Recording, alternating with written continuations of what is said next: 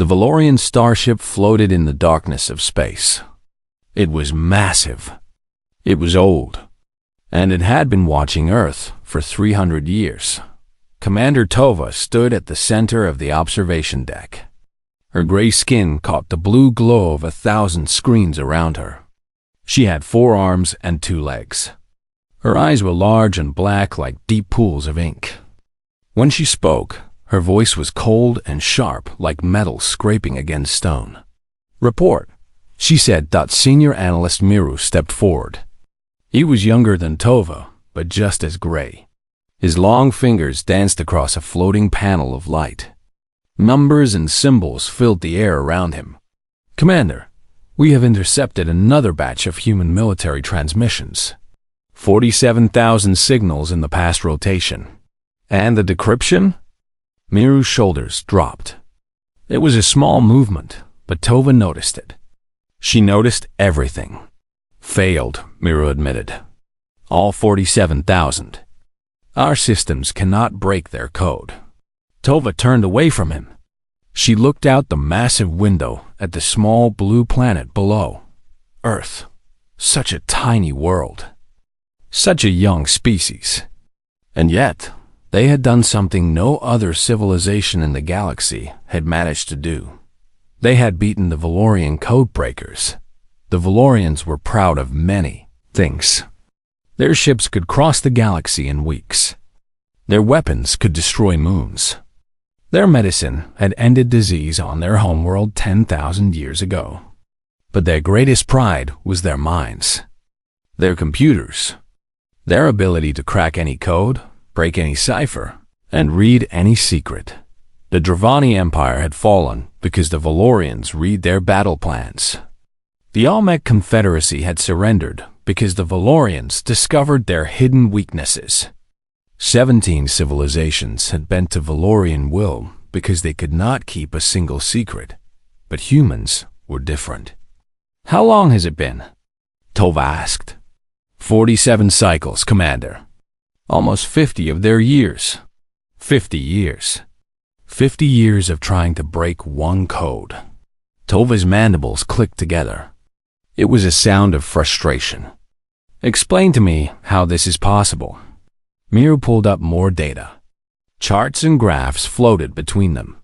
The human encryption system, which they call Project Whisper, uses a method we have never seen before. The pattern changes constantly. Every time we think we understand the structure, it shifts into something new. All patterns can be predicted. All codes can be broken. This is simple mathematics. Yes, Commander. But the variables they use, we cannot identify them. Our quantum processors have run 4.7 trillion combinations. None have worked. Tova was quiet for a long moment. Around her, dozens of Valorian analysts worked at their stations. They were the best codebreakers in the known universe. They had trained for decades. They had tools that could think faster than light. And they were losing to creatures who still killed each other over lines drawn on maps. "Show me the transmissions," Tova commanded. A screen appeared before her. Human voices filled the air, speaking in their strange languages. The words were gibberish, scrambled and twisted by the encryption. But behind the noise, Tova could almost sense meaning. Almost. "They mock us," she said quietly. "They do not even know we exist, and still they mock us." Far below, on the surface of Earth, a man named Park Do-yoon sat in a small office in Seoul. The room was cramped and messy. Papers covered every surface. Empty coffee cups formed small towers on his desk. The fluorescent lights above him buzzed and flickered. Do-hyun was a captain in the Republic of Korea's Cyber Defense Unit. He was 34 years old. He had a round face and tired eyes. He had been working this shift for 16 hours. On his computer screen, lines of code scrolled past. Alerts blinked in the corner. Someone was trying to hack into military communications again. This happened every day. Sometimes it was China. Sometimes it was Russia. Sometimes It was teenagers in their bedrooms, trying to prove they were clever. But lately, the attacks had been different. They came from nowhere. They used methods no one had seen before. And they failed. Every single time, they failed. Dahin took a sip of his cold coffee and watched the latest attack bounce off the firewall. He did not know that the attack came from a ship beyond the moon. He did not know that aliens existed. He did not know that he was part of the greatest puzzle in the galaxy. All he knew was that the coffee was bad, and he wanted to go home. Another failure, he muttered to himself. Whoever you are, you really need to give up. He pulled up the log files and added the attack to his records. Just another day. Just another failed intrusion. Nothing special. Back on the Valorian ship, Commander Tova made a decision. Prepare a recovery team, she ordered. If we cannot break their code from here, we will go to the source. We will take their code makers. We will learn their secrets directly. Miru bowed his head. As you command. But Commander, UN capture is forbidden by the Galactic Observation Treaty. If the Council learns, the Council has not cracked this code either. The Council does not need to know. Tova turned her black eyes toward Earth. 50 years is long enough. This ends now. She did not know that in trying to break humanity's greatest secret, she would discover something far more valuable than any code. She would discover why humans could never be conquered. But that understanding was still far away. For now, there was only the mission, the code, the puzzle that refused to be solved. And somewhere on Earth, Captain Park Do-hyun finished his cold coffee and went home to sleep, completely unaware that his world was about to change forever. The Valorian capture ship was small and silent. It moved through Earth's atmosphere like a ghost, invisible to radar and hidden from human eyes. Inside, a team of 6 soldiers prepared for the mission. Their leader was named Kale. He was tall even for a Valorian, with scars across his gray face from battles long ago. He had captured aliens from 12 different species. Humans would be his 13th. 3 targets, he told his team. 1 military officer who works with their communications. 1 mathematician who studies their number systems. We take them fast. We take them quiet. No witnesses. The ship descended over the Korean peninsula as night fell over Seoul. Lieutenant Bae Ji-won was walking to her car when they took her. She had just finished a long day at the military base. Her mind was full of reports and briefings. She did not see the beam of light until it was too late. One moment, she was reaching for her keys. The next moment, she was floating upward into darkness. She tried to scream, but no sound came out. She tried to fight, but her body would not move. The last thing she saw before losing consciousness was stars. More stars than she had ever seen in the city sky. 40 kilometers away, Dr. Shin Tai-woo was grading papers in his apartment. He was a professor of mathematics at Seoul National University. He was 51 years old, with gray hair and thick glasses. His apartment was small but comfortable, filled with books and equations written on scraps of paper. He heard a sound at his window. He looked up. Then there was light, and then there was nothing. The third capture was an accident. Kim Yuna owned a small bakery on the same street as Dr. Shin's apartment building. She was 28 years old, with flour still dusted on her apron. She had been taking out the trash behind her shop when the Valorian ship appeared overhead. She looked up at the strange object in the sky. She should have run. She should have screamed. Instead, she simply stared, too amazed to move. "What is that?" she whispered. The beam of light caught her before she could say anything else. On the ship, Kale looked at the 3 unconscious humans. 2 matched the mission profile. The third did not. "Who is this one?" he demanded, pointing at YUNA. His second officer checked the scanner. "Unknown female." No military or academic records. Appears to be a food preparation worker. A mistake. Kale's mandibles clicked in annoyance. We were seen. We had to take her. Should we return her? Kale considered this for a moment. Then he shook his head. No, too risky. She comes with us. Perhaps she knows something useful. The ship rose through the clouds and left. Earth behind G1 woke first. She found herself in a small room with smooth gray walls. There was no door that she could see. No windows. Just soft light coming from everywhere and nowhere. She was lying on a flat surface that might have been a bed. Her military training kicked in immediately. She checked herself for injuries. None.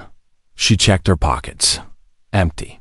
She stood and examined every corner of her cell. No weaknesses. No escape routes. Hello? She called out. Is anyone there? Where am? No response. She sat down and began to wait.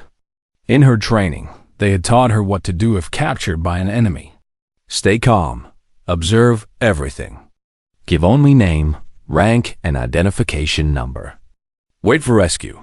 But they had never trained her for capture by something not human. In another cell, Dr. Shintai Wu was having a different reaction. He sat on the floor with his eyes closed, breathing slowly. He was not calm because of training. He was calm because panic served no purpose. His mathematical mind worked through the situation logically. He was in an unknown location. The technology around him was beyond anything he had seen. The only explanation that fit the evidence was impossible. And yet, when you eliminate the impossible, whatever remains must be true. Aliens had taken him. He opened his eyes and almost laughed. All his life, he had wondered if humanity was alone in the universe. Now he had his answer. He was terrified, yes, but he was also fascinated. I hope they are peaceful, he said to himself. I hope they want to learn. Perhaps we can teach each other. In the third cell, Yuna was dealing with the situation in her own way. She had woken up confused and scared. She had pounded on the walls and shouted until her throat hurt. Then she had stopped, taken a deep breath, and done what she always did when life became overwhelming. She thought about bread. Bread was simple. Flour, water, yeast, salt, time. You could control bread. You could understand it. When the world made no sense, bread still made sense. Okay, she said to herself.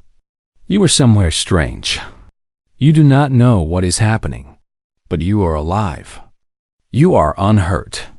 So stop panicking and start thinking. She looked around her cell. She noticed that the walls were slightly warm. She noticed that the air smelled faintly of something metallic. She noticed that when she spoke, her words echoed in a way that suggested the room was listening. Hello, she said clearly. My name is Kim Yuna. I make bread for a living. I do not know why you have taken me, but I am willing to talk if you are. Somewhere on the ship, her words were recorded and analyzed. A Valorian translator worked through the night to convert them into something the crew could understand. And when they did, they found nothing useful at all. Just a baker introducing herself to the universe. Commander, Tova received the report the next morning. 3 humans acquired. 2 match mission parameters. 1 appears to be irrelevant. Irrelevant ones can still be useful, Tova replied. Begin interrogation. Start with the military officer. She will know the most about the code. But Tova was wrong about that.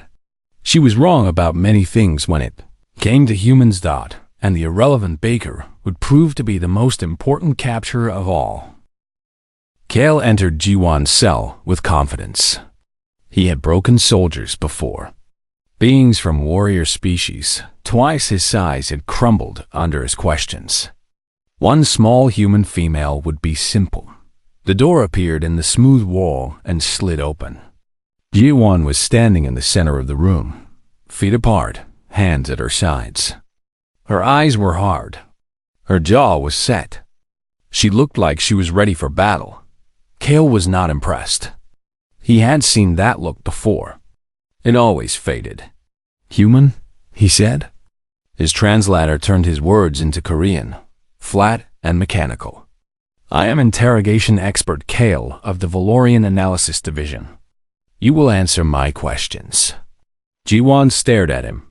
He was at least 2 meters tall. Gray skin, 4 arms, eyes like black glass. She had never seen anything like him in her life. But she had trained for this. Maybe not for aliens, but for enemies. And an enemy was an enemy. Name, Bae Ji-won. Rank, Lieutenant. Identification number, 47 to 83291K. Kale tilted his head. "I do not require that information. I require knowledge of the encryption system your military calls Project Whisper. I do not know what you are talking about. You are a communications officer. You work with encrypted transmissions daily. Do not pretend ignorance." Ji-won kept her face blank. The truth was that she really did not know about Project Whisper. She had heard the name once or twice in passing, but her security clearance was too low. The project was handled by a special unit that she had never been part of, but she could not tell him that. Telling an enemy what you did not know was almost as dangerous as telling them what you did know. "I have nothing to say to you," she replied. Kale's mandibles clicked together slowly. It was almost like a smile, but colder. "We have methods," he said. "We can extract information without your cooperation. It is painful, unnecessary. I offer you a chance to avoid suffering." Ji-won did not move. "Do what you must. I am a soldier of the Republic of Korea. I do not break." The interrogation lasted 6 hours. Kale used machines that scanned her brain. He used drugs that lowered her resistance. He used techniques developed over 10,000 years of Valorian expansion. And at the end, he had nothing. Not because Ji-won was strong, though she was. Not because the methods failed, though they should have worked. But because she simply did not have the information he wanted. "She knows nothing," Kale reported to Commander Tova. "Her security level is too low. She has never seen the Project Whisper files." Tova's mandibles twitched in frustration, then moved to the mathematician. His mind should be easier to read. Perhaps he can reverse engineer the encryption principles. But Dr. Shin Tai-woo was a different kind of problem. Young analyst Sola was assigned to his interrogation. She was considered a rising star in the analysis division. Her specialty was scientific minds. She had cracked physicists and engineers from a dozen worlds. She entered Dr. Shin's cell expecting a frightened old man. Instead, she found him sitting peacefully on the floor, drawing mathematical symbols in the dust with his finger. "Ah," he said, looking up at her. "A visitor. Please, sit. I have been waiting." Sola stopped. This was not normal behavior. Captured beings usually displayed fear, anger, or both. This human seemed almost welcoming. "I am here to question you about encryption systems," she said. "Yes, I assumed as much. You took a communications officer, a mathematician, and," he paused, "I do not know who else. But the pattern suggests you are interested in our codes." Sola's eyes widened slightly. "You deduced this yourself?" It was not difficult. The real question is why. Why would beings with technology so far beyond ours care about our simple encryption? Your encryption is not simple.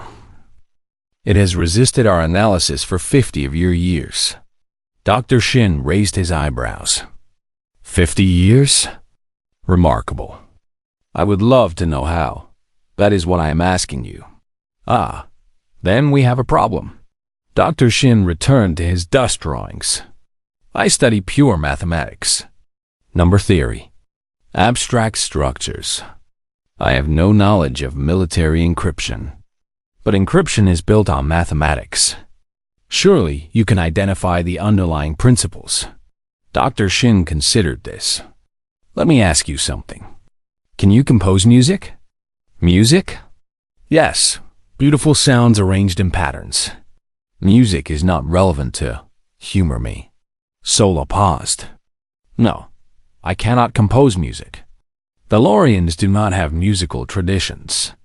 Interesting. But you have ears, yes? You can hear sounds? You understand that some patterns are pleasing and others are not? I suppose. Yet you cannot create those patterns yourself.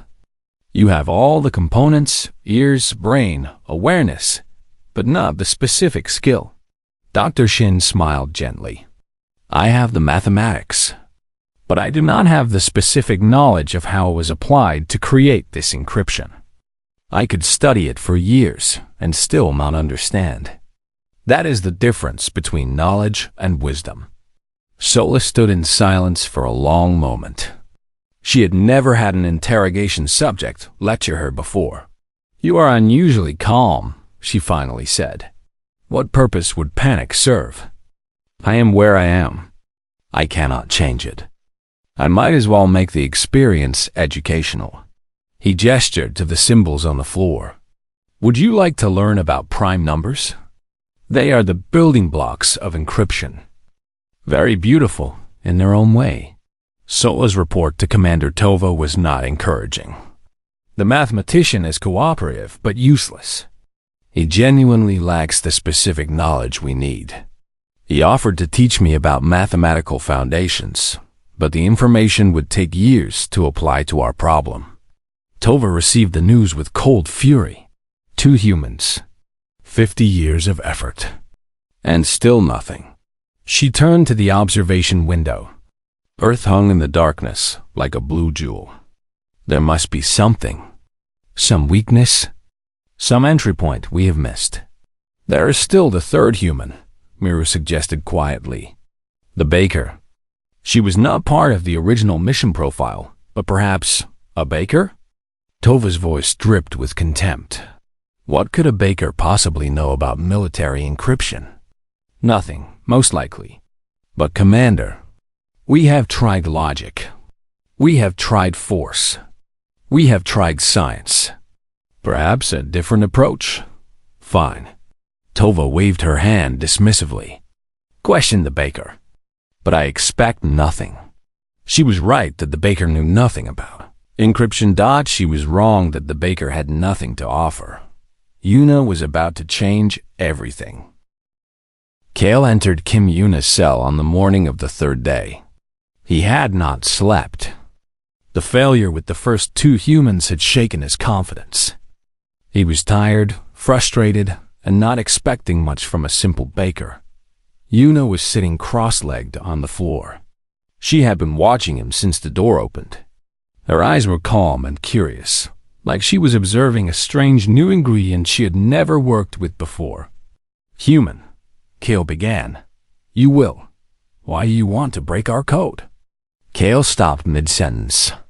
His mandibles clicked together in confusion.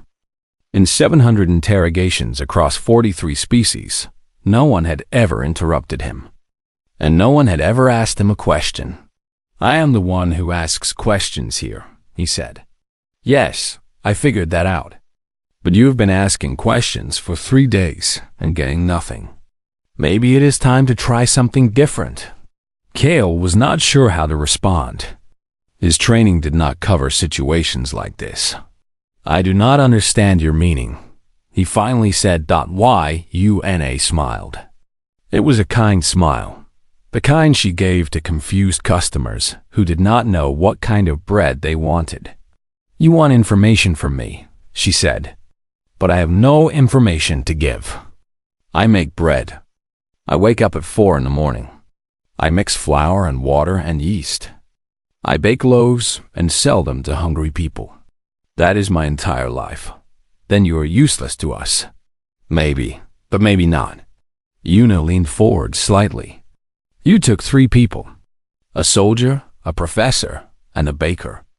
You wanted the first 2. You took me by accident. But here I am anyway. So ask yourself, why might a baker be useful? Kale had no answer. He stood in silence, his forearms hanging uncertainly at his sides. Let me help you, Una continued. I am not smart like the professor. I am not trained like the soldier. But I am good at understanding people. I watch them every day in my shop. I see what they want, what they fear, what makes them happy. And I have been watching you. Watching me? Yes, you and your kind. You move like machines. You speak like machines. Everything you do is precise and logical and cold. There is no warmth in you. No uncertainty. No mess. Kale drew himself up. Valorians are the most advanced species in the galaxy. We have eliminated inefficiency. We have perfected ourselves. And that, Una said quietly, is why you cannot break our code. The words hung in the air between them. Kale felt something strange in his chest. It might have been curiosity. He had not felt that in a very long time. Explain, he demanded. Una stood and walked slowly around her cell. Her hands moved as she spoke, the way they did when she was shaping dough. When I make bread, I do not follow a perfect recipe. Every day is different. The humidity changes. The temperature changes. The flour behaves differently. If I followed the same exact steps every time, my bread would fail half the time. That seems inefficient. It is human. We adapt. We feel. We make small changes based on instinct, not logic. And that is what you cannot understand about our code. She stopped and looked directly at him. Her eyes were not afraid. They were almost pitying. Your computers are perfect. They try every logical combination. They analyze every pattern. But our encryption was not made by computers. It was made by humans. By people who pick passwords based on their mother's birthday, or their favorite song, or a joke they heard when they were 12 years old. Kale's mandibles went still. You are saying the code is emotional? I am saying the code is human. It follows rules, yes. But the rules are based on things you cannot measure. Memory, love, fear, hope, the smell of rain on a summer day, the way sunlight looks through your grandmother's kitchen window. These are meaningless variables. To you, maybe. To us, they are everything. Una returned to her spot on the floor and sat down again. You have been trying to crack a code with logic. But the code was written with heart. No amount of computing power will ever bridge that gap. Kale stood in silence for a long moment. Then he turned and left without another word. His report to Commander Tova was strange and unsatisfying. The baker claims the encryption cannot be broken by logical means. She says humans use emotional variables that our systems cannot predict or analyze. Tova received this information with disbelief. Emotional variables? That is not how encryption works. I told her the same thing. But Commander, she was not afraid of me. She was not angry. She looked at me like she understood something I did not. Like she pitied us. Pitied? A primitive baker pitied the Valorian Empire? Yes, Commander. Tova's mandibles clicked rapidly. It was a sign of deep agitation. Bring her to me, she ordered. Bring her to the observation deck. I want to speak with this baker myself. When Una arrived at the observation deck, she stopped and stared. The massive window showed Earth floating in space, blue and green and white against the endless black. It was the most beautiful thing she had ever seen. My home, she whispered. Commander Tova stood behind her. Yes, your home. A small world on the edge of a small system. And yet you have defeated us. Una turned to face the alien commander. We have not defeated you. We do not even know you exist. That is what defeats us. You keep your secrets without knowing they are secrets. You protect yourselves without trying. Tova stepped closer, looming over the small human woman. Explain to me how this is possible. Yuna looked up at her without fear. You want to know the truth about humans? We are a mess. We are illogical, emotional, contradictory creatures. We fight wars over ideas and then make peace over shared meals. We destroy our planet and then write poems about how beautiful it is. We are terrified of death, and yet we risk our lives to save strangers. She smiled that kind, patient smile again. Your perfect logical minds will never understand us, because we do not understand ourselves. And that is our greatest strength. Tova was silent for a long time. Around her, the bridge crew watched and listened. They had never seen their commander speechless before. What do you suggest we do? Tova finally asked. God, it was the first time she had ever asked a primitive for advice, and Yuna was ready with her answer. The observation deck was quiet. Every Valorian on the bridge watched the small human woman standing before their commander. The blue light of Earth reflected in her dark eyes. What do I suggest? Yuna repeated Tova's question. She took a moment to think. This was important. She could feel it. First, let me ask you something. In all your time watching Earth, have you ever spoken to us? Tova's mandibles clicked. Spoken? No. Direct contact with primitive species is forbidden by our protocols. Why? Because primitives are dangerous, unpredictable. They might react with violence or panic. Yuna nodded slowly. So instead of talking to us, you watched us in secret. You listened to our messages. You tried to steal our secrets. And when that did not work, you kidnapped 3 of us from our homes. Tova was silent. When Yuna said it like that, it did not sound like the actions of an advanced civilization. Let me tell you a story, Yuna continued. When I was young, there was a boy in my neighborhood. His name was Han Junho. He was quiet and strange and always alone. The other children avoided him because they did not understand him. What does this have to do with? I am getting there. One day, I decided to talk to him. I walked up and asked him a simple question. I asked him what his favorite food was, and he stared at me for a long moment. No one had ever asked him that before. Then he smiled and said he liked his grandmother's rice cakes. We became friends that day. Years later, he told me that single question changed his life. It made him feel seen, valued, human. Tova processed this information. You are saying we should have asked a question. I am saying you should have tried being friendly. Instead of spying and kidnapping and interrogating, you could have simply said hello. You would be amazed how much humans will share with someone who treats them with kindness. Kindness. Tova repeated the word like it was from a foreign language. In a way, it was. Yuna walked to the window and placed her hand against the glass. Earth was so far away. Her bakery, her apartment, her life, all tiny and distant. You want to understand humanity, she said. Here is what you need to know. We are not logical. We are not efficient.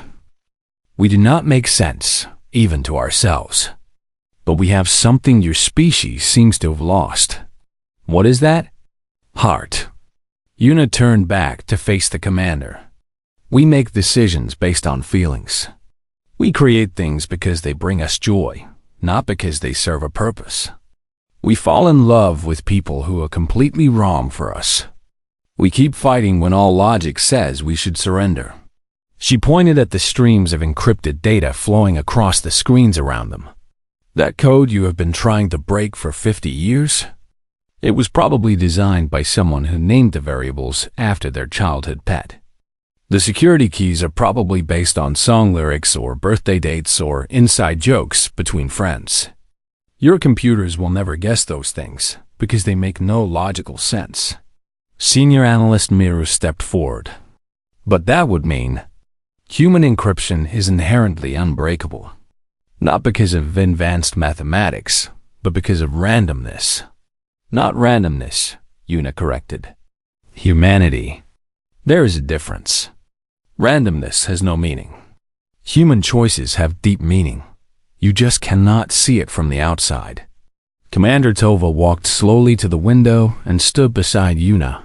For a long moment, they looked at Earth together in silence. "What would you have us do?" Tova asked. Her voice was softer now. "We have spent 50 years on this mission. We have invested resources, personnel, reputation. We cannot simply leave with nothing." Yuna considered this.